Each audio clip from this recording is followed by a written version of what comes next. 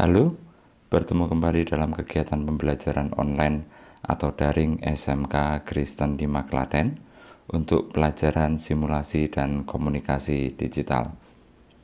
Baik, pada saat ini kita memasuki pada pertemuan yang ketiga untuk materi yang berbeda, yaitu materi kompetensi dasar 3.2, yaitu menerapkan metode peta minda.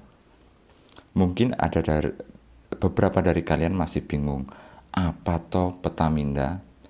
Peta minda itu memiliki istilah keren atau istilah beken, yaitu mind map. Kalau diartikan dalam bahasa Indonesia adalah pemetaan otak. Sebenarnya peta minda itu adalah metode mencatat, yaitu bagaimana cara mencatat kita, di mana sebelumnya kita mungkin menggunakan model pencatatan yang konvensional. Mungkin anak-anakku dari SD sampai SMP ada yang masih menggunakan metode pencatatan secara konvensional, yaitu secara vertikal dari atas ke bawah. Nah, metode peta minda itu adalah metode pencatatan yang lebih baik. Karena apa? Lebih memungkinkan kita untuk memanajemen atau mengorganisir pengetahuan atau informasi yang kita terima. Salah satu kelebihannya adalah kita bisa mencatat sebuah tema hanya dalam satu lembar kertas saja. Loh, apa mungkin? Ya, karena apa? Model pencatatannya kita hanya menuliskan inti-intinya saja. Syukur-syukur digambar. Nah, penasaran seperti apa? Pada hari ini kita akan main-main bagaimana caranya kita bisa mencatat menggunakan metode peta minda. Nah, sebelum kita mempraktekkan, kita akan mengulas materinya terlebih dahulu supaya anak-anak punya gambaran bagaimana toh cara mencatat menggunakan peta minda atau mind map ini. Sudah siap? Jika sudah siap, mari kita langsung ke pelajarannya atau ke teorinya. Oke, mind map atau peta minda. Di sini Pak Cahyo gambarkan sebuah topik pembicaraan tentang mind map. Sebenarnya anak-anakku sudah mengerti tentang peta minda. Pak Cahyo sudah memberikan gambaran peta minda itu seperti apa. Seperti pertemuan kita yang pertama, pertemuan kita yang kedua, bagi anak-anakku yang belum terbiasa mungkin bingung. Pak Cahyo presentasinya kok bentuknya seperti itu ya? Kok ada yang di tengah, kemudian ada cabang-cabangnya. Lah, itulah metode mencatat menggunakan peta minda. Nah, inti utama peta minda adalah pengelolaan informasi yang ada di dalam otak kita. Otak kita dibagi menjadi dua bagian. Yang pertama, otak bagian kiri dan otak bagian kanan. Pada saat anak-anakku berpikir, pada saat anak-anakku mengingat, pada saat anak-anakku menulis, maka yang aktif adalah otak kiri. Sedangkan pada saat anak-anakku bernyanyi, bermain musik, melukis, maka yang aktif adalah otak kanan. Loh, kenapa Pak Cahyo menggambarkan ada dua otak, ada otak di situ yang dibagi menjadi dua? Ya, karena apa? Metode pencatatan menggunakan peta minda atau mind map itu akan mengaktifkan kedua belah otak kita. Kok bisa? Nanti akan saya jelaskan kenapa kok otak kiri bekerja, otak kanan juga bekerja. Ya, sekarang sebenarnya apa toh tujuan dari mind map itu? Yang pertama, tujuan dari mind map, metode mencatat menggunakan mind map itu sebenarnya adalah sebuah manajemen pengetahuan dengan didahului adanya manajemen informasi. Jadi anak-anak menerima informasi, kemudian membuat catatannya secara terstruktur, maka itu bisa dikategorikan dengan metode mind map. Cuma caranya dan bentuk catatannya bagaimana? Nah, Metode pencatatannya seperti yang pernah Pak Coy tunjukkan di presentasi Pak Coy yang pertemuan pertama dan kedua. Dan juga pada layar ini adalah metode mencatat menggunakan peta minda. Nah, peta minda itu ada 3 bagian. Bagian yang pertama adalah bagian pusat yang dinamakan dengan topik utama, sedangkan yang selanjutnya adalah subtopik. Kemudian ada bagian penjelasan. Itu bagian intinya.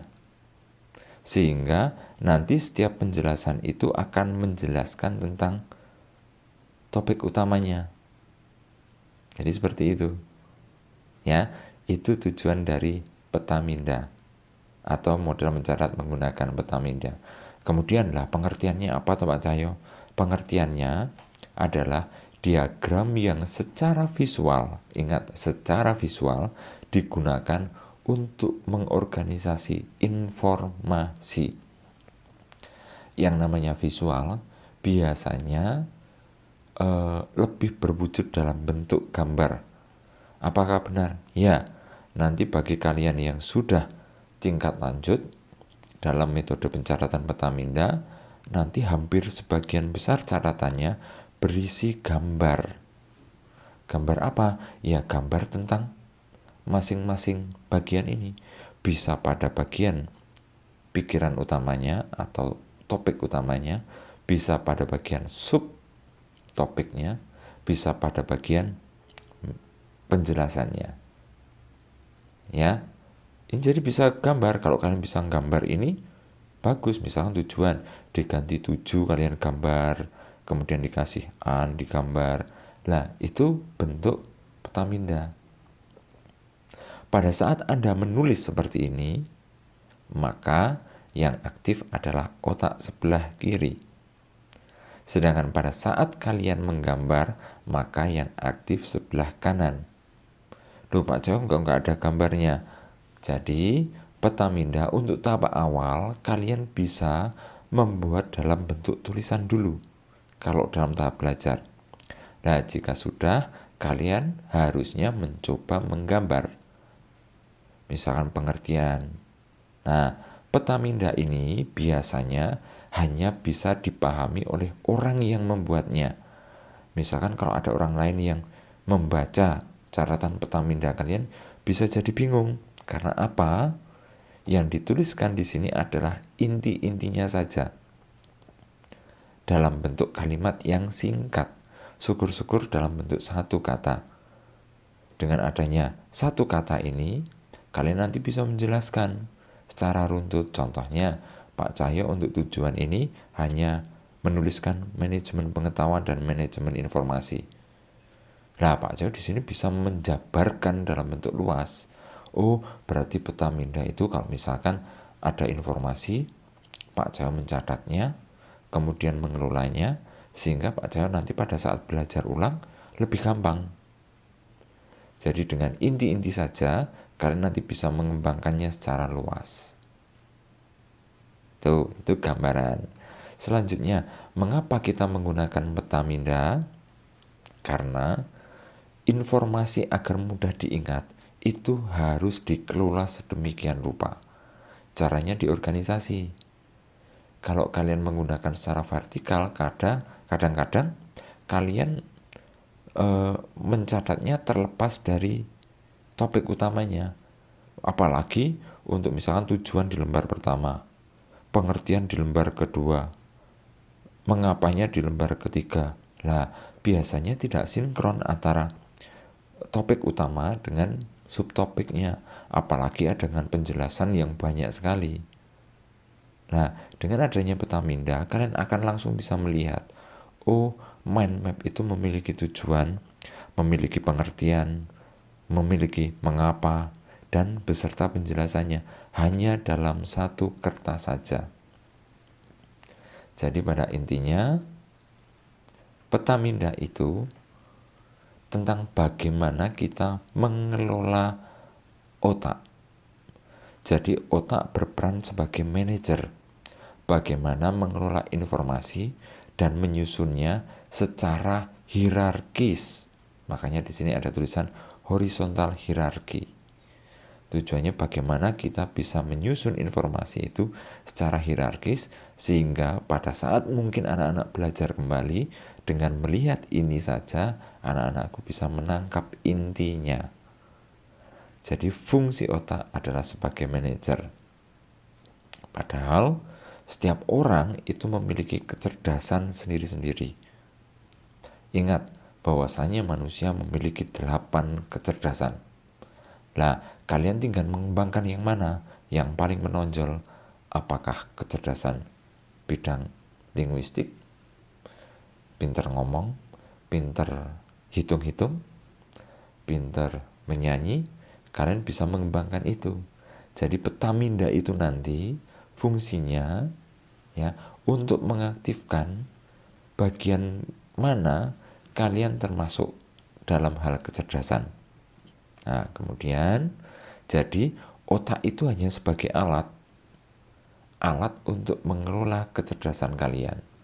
Nah, kecerdasan itu berdasarkan teori ada 8 macam.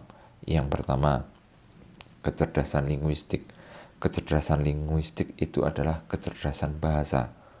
Salah satunya misal kalian melihat ada teman kalian yang suka dakwah, suka khotbah, suka bercerita, suka menulis cerita, suka menulis novel, suka menulis puisi. Berarti dia memiliki kemampuan atau kecerdasan menonjol dalam hal linguistik. Kemampuan untuk merayu orang.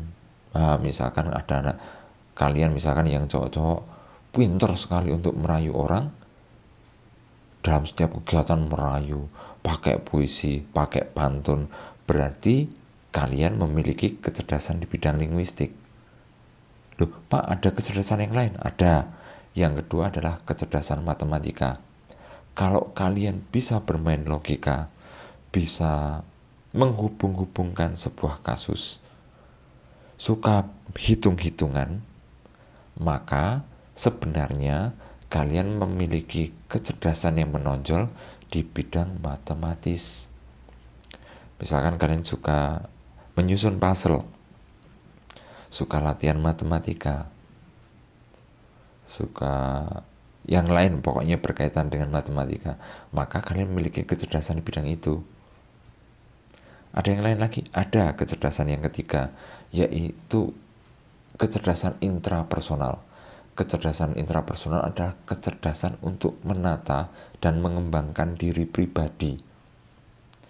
Biasanya orang-orang itu kecenderungan dinilai oleh orang lain seperti orang egois.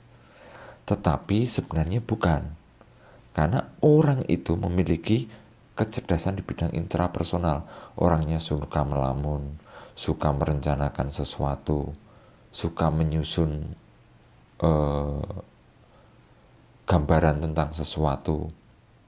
Maka dia memiliki kecerdasan interpersonal. Contohnya misalkan, jika anak-anakku yang punya bakat di bidang intrapersonal, biasanya dia cocok jadi seorang pengatur atau seorang manajer. Dia mengatur, merencanakan. Biasanya orang-orang itu suka menyendiri, tidak suka bergaul dengan orang lain. Bukannya dia kuper, tidak, tapi memang dia mempunyai kecerdasan di bidang intrapersonal. Berbeda bagi orang yang memiliki kecerdasan di bidang interpersonal. Kalau kecerdasan bidang interpersonal adalah kecerdasan sosial. Ciri-cirinya biasanya seorang yang punya kecerdasan interpersonal, dia memiliki teman yang banyak. Tidak perlu dia pintar berbahasa. Kadang-kadang celetukan, gerak-gerik dia itu membuat orang tertarik, sehingga dia memiliki banyak teman. Mungkin di antara kalian ada yang sebenarnya anaknya diam, tetapi dia punya banyak teman. Karena apa? Dia memiliki kecerdasan bidang interpersonal. Dengan hanya menyeletuk saja dengan satu kata, membuat orang jadi tertawa. Berarti dia memiliki kecerdasan interpersonal. Contohnya misalkan seorang pelawak, kemudian orang yang bekerja di bidang pemasaran, dia cocok ini orang yang interpersonal. Apalagi kalau kecerdasan itu digabungkan dengan kecerdasan linguistik, wah itu senjata ampuh.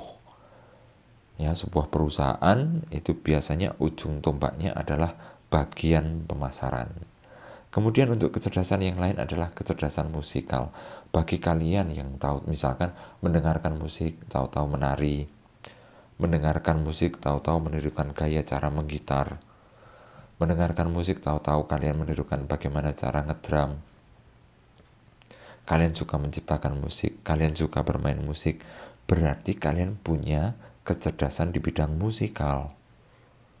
Lupa apakah besok jadi bisa menghasilkan uang? Bisa, kata siapa tidak? Kalau kalian tahu sekarang YouTuber itu banyak yang mengcover lagu. Mereka dapat uang dari situ, dari viewernya. Kemudian dimonetisasi, dia dapat uang. Dia punya kemampuan di bidang musikal. Dia suka menyanyi. Berarti dia punya kemampuan atau kecerdasan di bidang musikal. Kemudian kecerdasan selanjutnya untuk kecerdasan yang keenam adalah kecerdasan spasial. Apa atau kecerdasan spasial itu?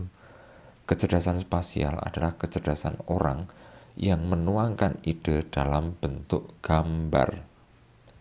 Bagi kalian yang suka menggambar, suka mencoret-coret bentuk, kemudian ya berkaitan dengan seni rupa, maka kalian memiliki kecerdasan bidang spasial.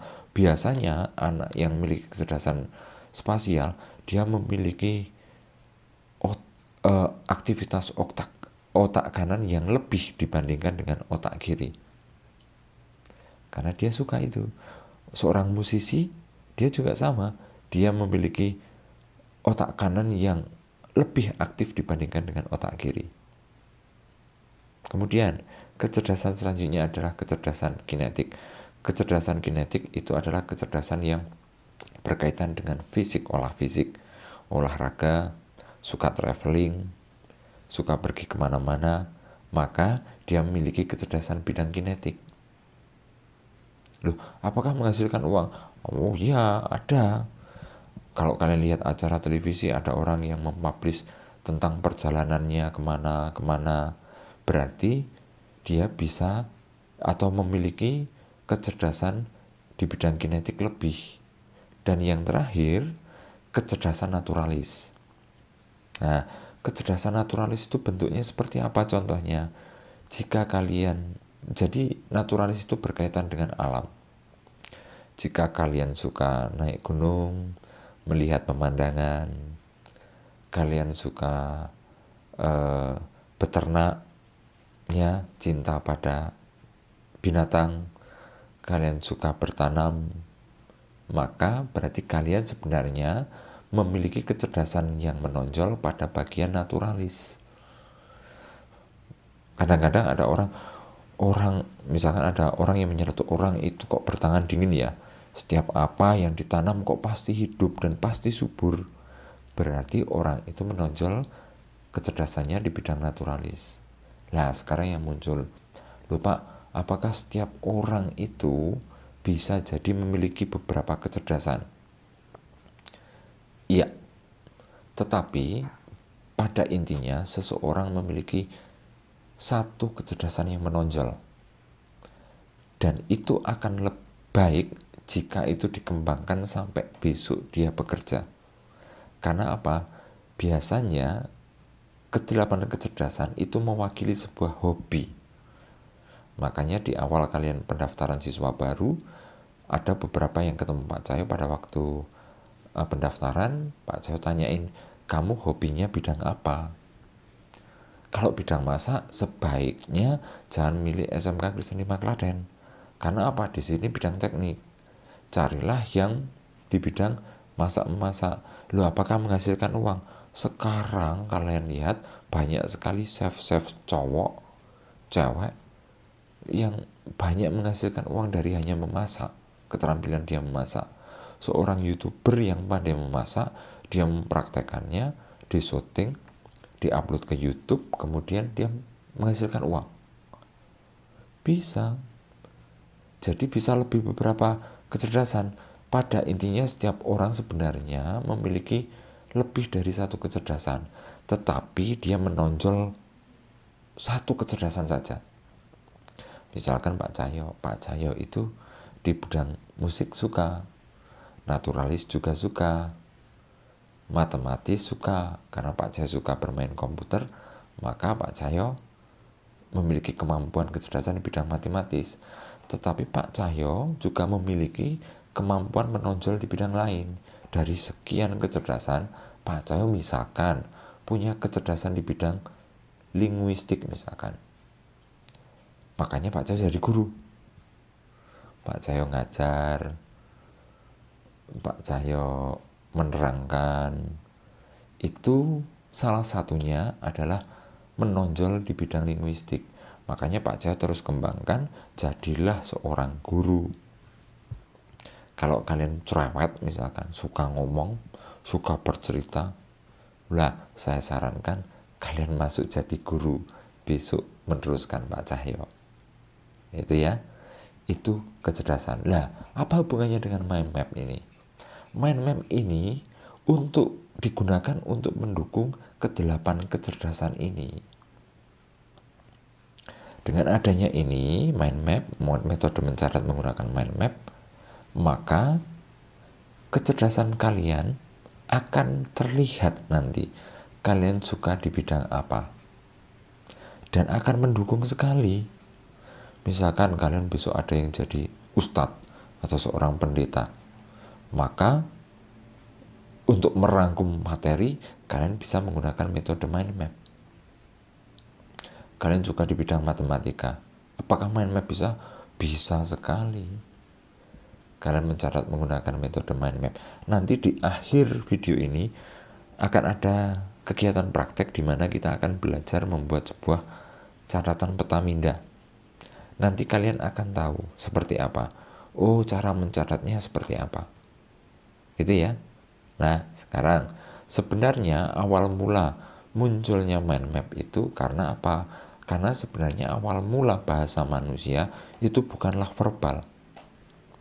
Bukan sebuah kata-kata, bukan sebuah bahasa, misalkan bahasa Jawa, bahasa Indonesia, bahasa Inggris, bukan. Tetapi biasanya ide seseorang diawali dari sebuah imajinasi.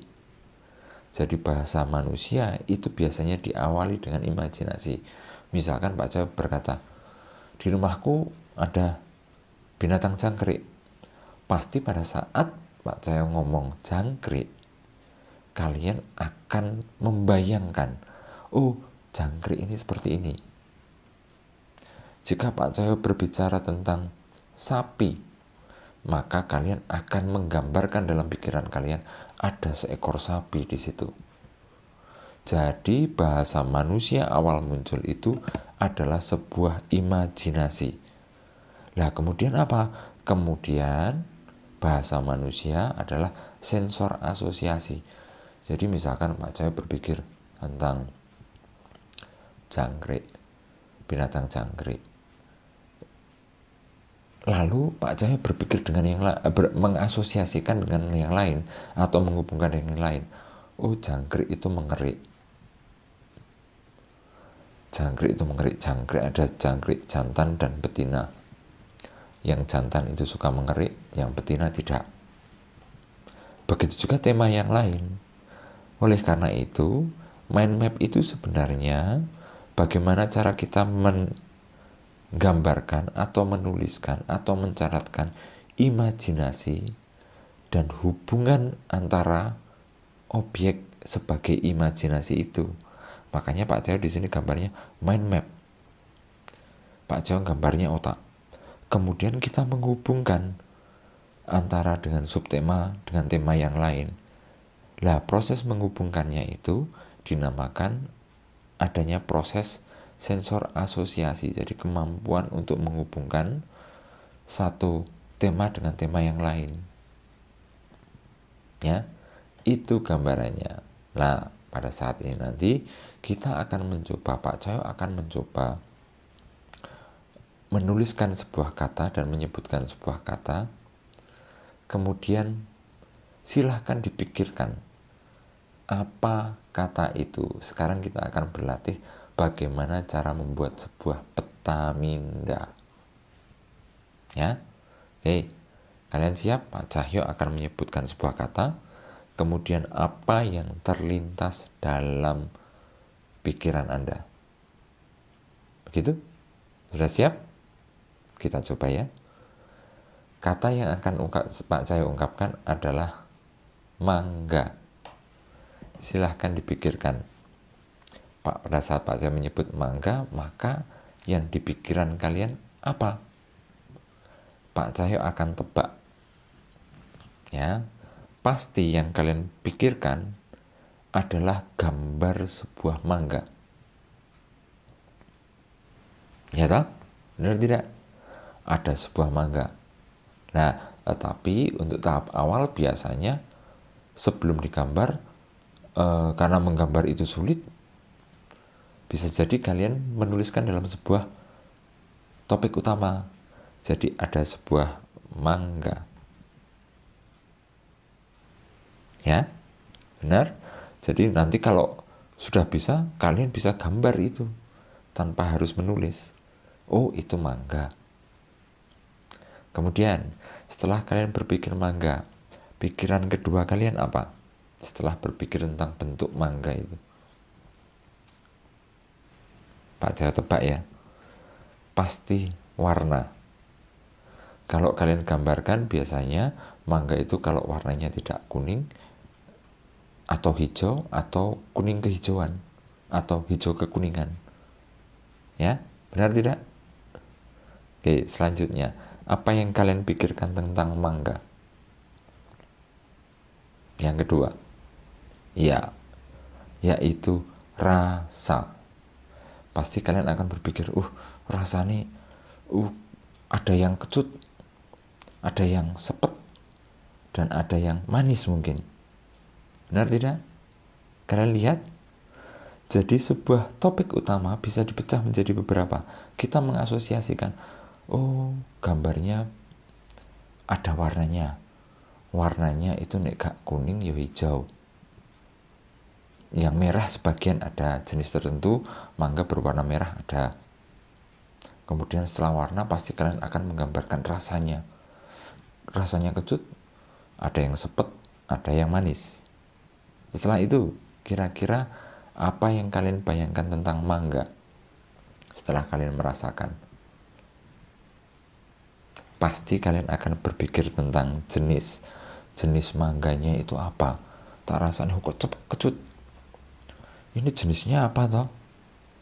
Ya, mangga punya banyak jenis. Ada yang gadung, ada yang mana lagi, ada yang kueni, dan lain-lain banyak. Di sini Pak Cahyo cuma menuliskan ada 3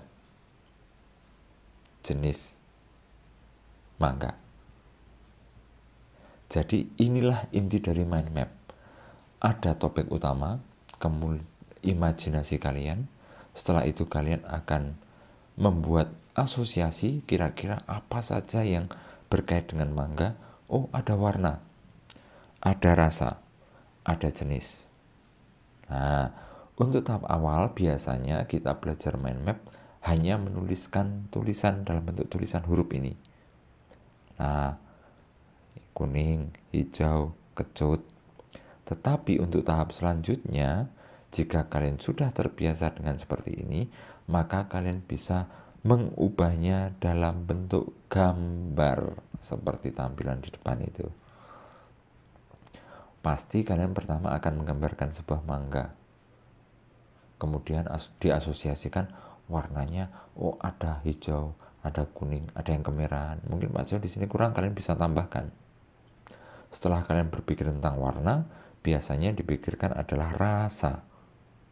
Lah, rasa itu kebetulan Pak Cahyo gambar mulut, lidah. Nek rasa itu berarti di lidah, di mulut. Lah, kalau kecut, Pak Cahyo bisa menggambar dalam bentuk sebuah ekspresi wajah. Weh, ini kecut. Seperti ini. Atau sepet, sepet. Bisa kalian gambar. Kemudian ada yang rasanya manis. Kalian bisa gambar dalam sebuah ekspresi wajah. Selanjutnya jenis juga. Jenisnya apa saja? Ada gadung, seperti ini bentuknya. Mana lagi ada kue ini. Seperti itu. Mungkin ada pertanyaan, loh Pak, berarti nanti saya butuh waktu lama loh Pak untuk menggambar seperti ini. Untuk pertama iya. Jadi kalian bisa membuat subtema ini dalam bentuk gambar-gambar. Contohnya warna seperti ini. Nanti warna ini mewakili sebuah kata warna. Berarti ini bisa dihilangkan? Bisa. Untuk tahap yang metode mencatat yang sempurna pada mind map, biasanya tulisan-tulisan ini dihilangkan. Karena apa? Dengan gambar ini, maka otak kanan kalian akan aktif. Oh, ini maksudnya adalah warna kuning. Oh, ini maksudnya adalah warna hijau. Oh, ini maksudnya adalah kecut. Jadi tanpa ada tulisan itu, otak kalian bisa mengasosiasikan. Oh, ini rasa kecut. Oh, ini rasa sepet. Oh, ini rasa manis. Menghabiskan waktu loh Pak. Kalau sudah terbiasa, biasanya misalkan Bapak Ibu guru ada yang mengajar, kalian sambil mencatat menggunakan peta minda, kalian bisa membentuk gambar kok. Misalkan macam-macam ekspresi wajah.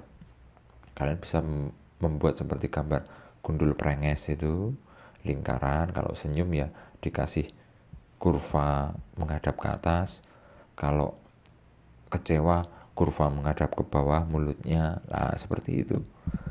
Gunakan yang simple-simple. Nah, Pak Jawa kebetulan menggunakan komputer sehingga Pak Jawa langsung download saja gambarnya.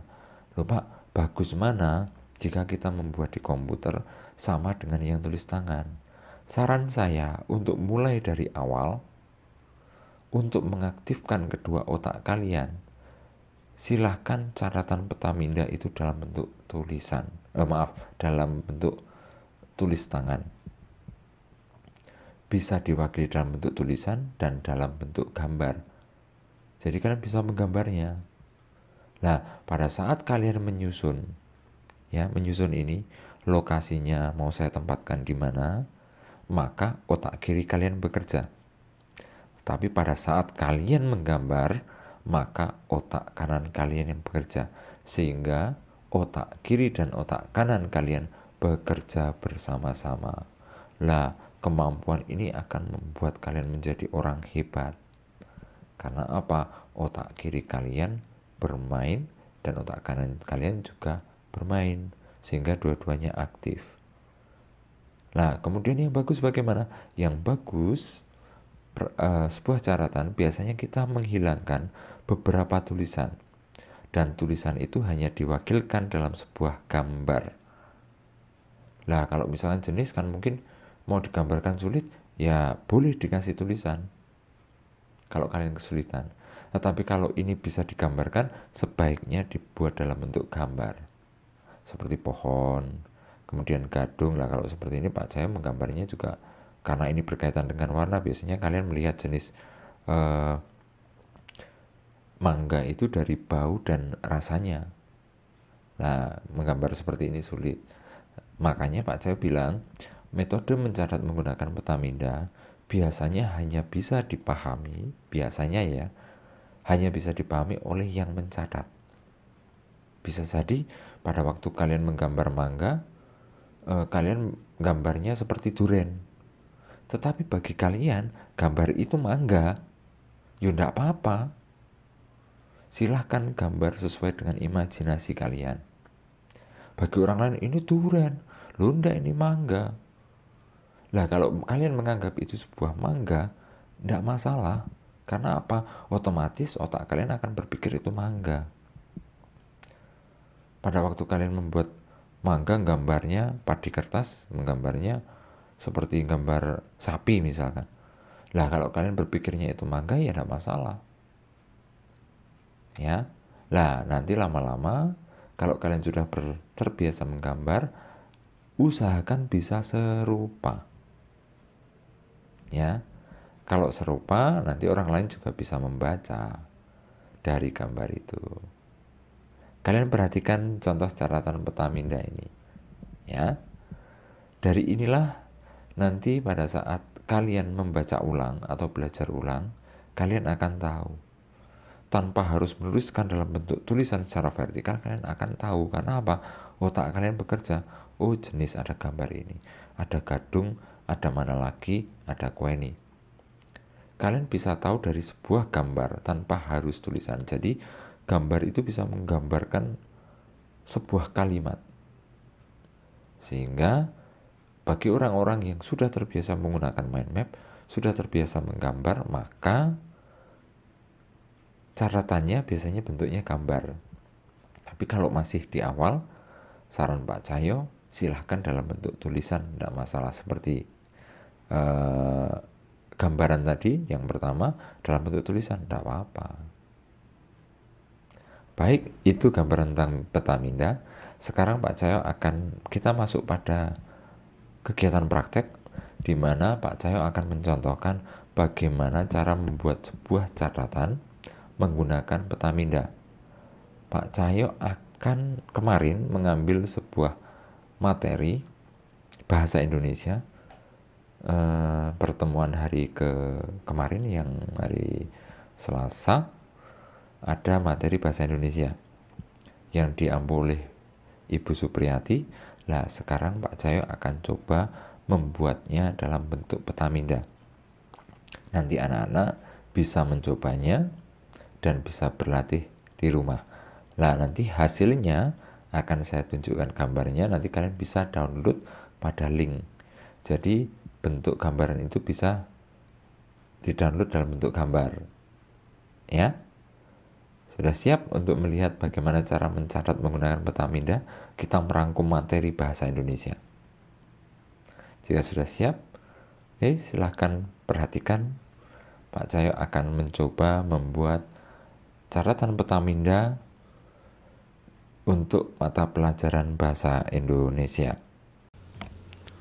Baik, kita mulai untuk mencoba membuat catatan dalam bentuk Petamina atau mind map dari pelajaran bahasa Indonesia. Oke, sekarang yang pertama kita akan menentukan central topiknya atau topik utama. Biasanya diambil dari sebuah judul, ya, judul materi. Jadi di sini kebahasaan teks laporan hasil observasi. Oke, saya kecilkan dulu. Jadi itu yang kita ketik. Usahakan kalau bisa disingkat sehingga kalimatnya tidak terlalu panjang. Kemudian langkah selanjutnya kita mencari subtopiknya. Subtopiknya adalah aspek kebahasaan. Oke, aspek kebahasaan itu terdiri dari dua, frasa verba dan frasa nomina. Jadi nanti ada subtopiknya lagi. Oke, yang pertama adalah frasa verba. Frasa verba. Yang kedua, frasa nomina. Oke, untuk frasa verba, kata yang terbentuk dari kata kerja. Oke, kelompok kata yang terdiri dari kelompok kata. Saya singkat ya. Jadi terbentuk dari kata kerja, begitu saja. Kemudian contohnya ada membaca. Sebentar, biar kelihatan. Pertama itu membaca, menulis, melompat, dan lain-lain ya. Kemudian untuk frasa nomina, kata yang terbentuk dari kata benda, Contohnya, buat contohnya rumah, buku, kemudian meja, dan dompet. Oke, nah selesai untuk subtopik yang pertama. Selanjutnya kita ke subtopik ketiga, yaitu afiksasi. Afiksasi, pengertiannya dulu ini, tidak dibagi jadi langsung ke pengertian. Pengertiannya memberi imbuhan pada kata dasar. Imbuhan tadi saya kecilkan dulu. Imbuhan ada dua, terdiri dari dua, imbuhan dan akhiran. Oke, saya buat imbuhan dan akhiran. Ini imbuhan, imbuhan. Kemudian yang kedua akhiran. Contoh untuk imbuhan berpeter. Kemudian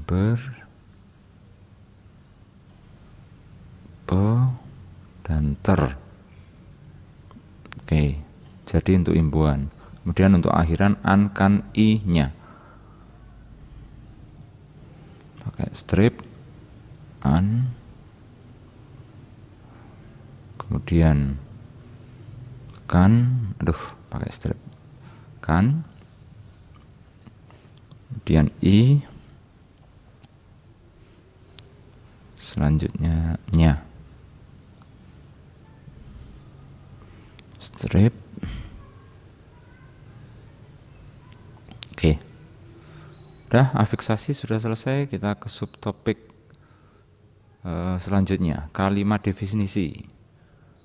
Subtopik selanjutnya kalimat definisi. Pengertiannya sekarang. Oke. Saya geser biar kelihatan.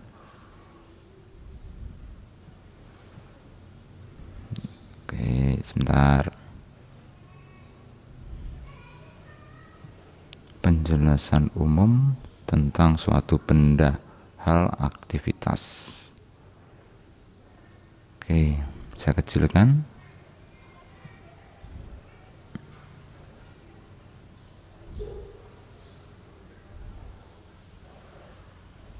Biasa kata yang digunakan adalah ialah, adalah, kemudian merupakan. Sekarang contohnya.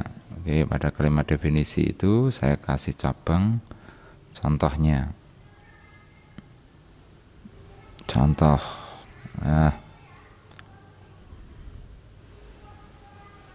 Saya geser dulu biar kelihatan. Laporan observasi adalah teks yang berisi penjabaran. Oke. Selanjutnya subtopik kalimat simpleks dan kompleks. Oke, jadi ada dua, simpleks dan kompleks. Saya pecah jadi dua nanti.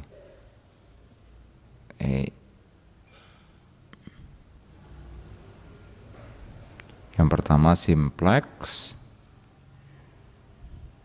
pengertiannya kalimat menggunakan satu pola kalimat. Kalimat menggunakan dengan satu pola kalimat gitu aja, biar mudah dipahami. Contohnya sekarang, adik bermain di halaman. Yang kedua adalah kompleks.